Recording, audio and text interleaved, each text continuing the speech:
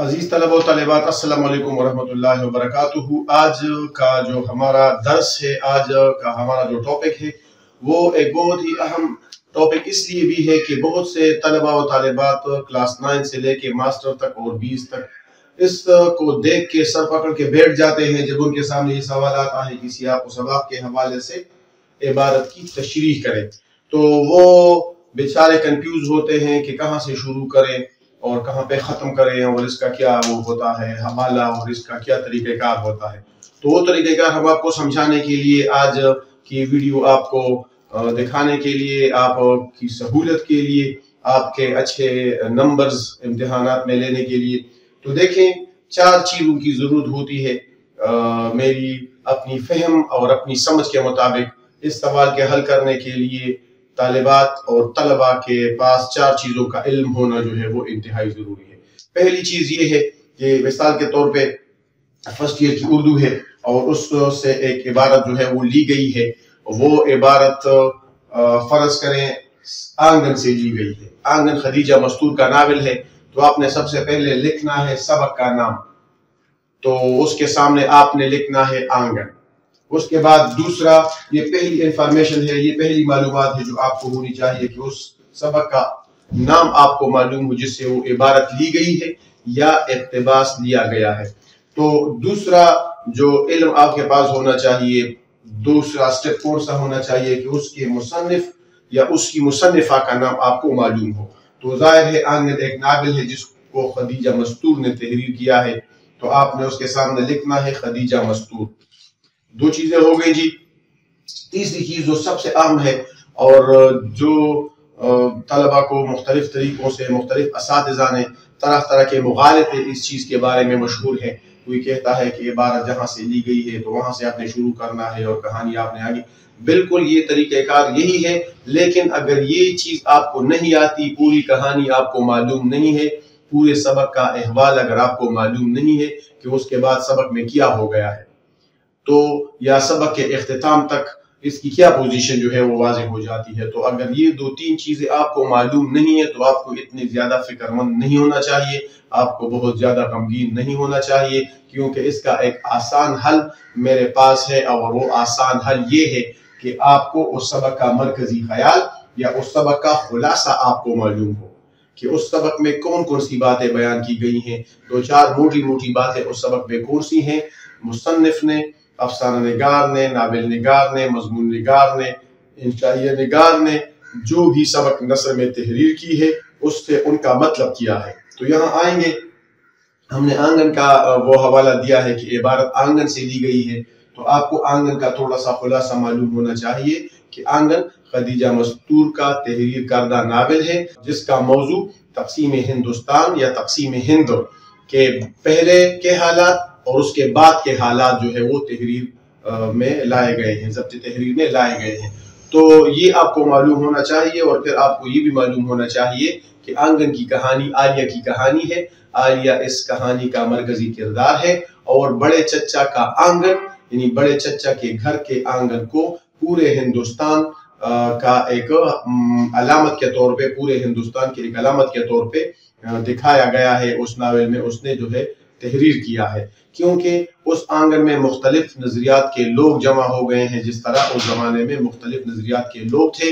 बड़े चच्चा कांग्रेस पार्टी से ताल्लुक रखते हैं और उसका जो बेटा है जमील भैया और चीमी जो नौजवानों की तरह नई सोच और नई रोशनी के जो है हामिल हैं, तो वो उनसे मुताल्लिक हैं। तो घर में बहसें भी होती हैं, घर में तू तकार भी होती है। करीमन बुआ पुराने जमाने की जो खवातीन है उनकी नुमाइंदगी कर रही है, और देखिए नजमा फूफी अंग्रेज नवाज है, उन में अंग्रेजी में करने के बाद उन्हें ये ज़ौम है कि मुझे सब कुछ आता है और ये सारे हिंदुस्तानी जाहिल हैं। इस तरह की और भी मुख्तलिफ किरदार हैं। शकील जो जमील भैया का छोटा भाई है वो घर से भाग गया है, और एक अहम किरदार और एक सितम ज़रीफ़ी का मारा हुआ किरदार जो है वो बड़ी चच्ची का है, और सबसे मरकजी किरदार जो है वो आलिया का है और पूरी कहानी आलिया के गिर्द घूमती है। ये 2-4 बातें अगर आप सबक के मरकजी ख्याल या सबक के मरकजी सबक का जो खुलासा है वो यहाँ पे लिख लें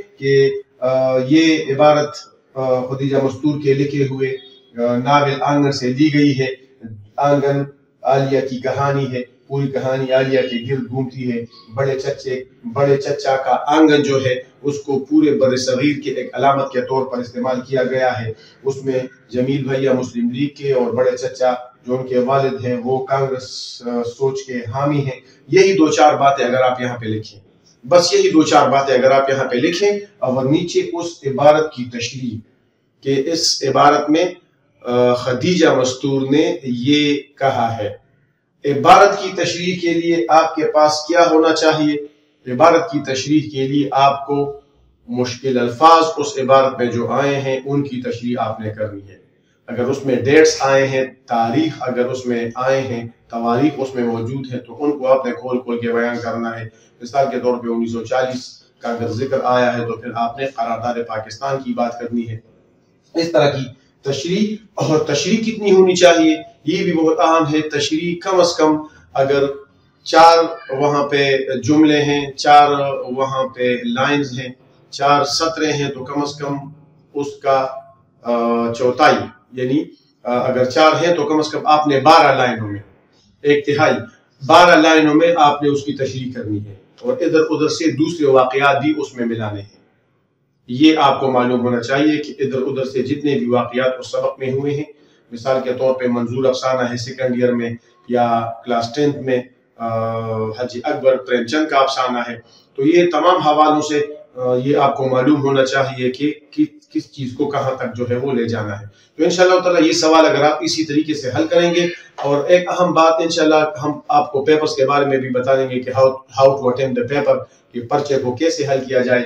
ہر سوال نئے صفحے سے شروع کریں، نئے صفحے سے، یہاں سے شروع نہ کریں کہ یہ اگر مثال کے طور پہ پیپر میں یہ 30 کوسچن ہے تو آپ یہاں سے شروع کریں کہ درج ذیل عبارت کی تشریح کریں اور پھر نیچے جو ہے وہ کچھ نہ ہو. بس اس کو چھوڑیں، اس پہ اس طرح کی 2-3 لائنز لگائیں، حاشیے لگائیں اور اوپر جا کے اگلے صفحے سے جو ہے وہ نیا سوال شروع کریں. یہ بھی آپ کو معلوم ہونا چاہیے، پیپر کے حوالے سے یہ بہت اہم ہے.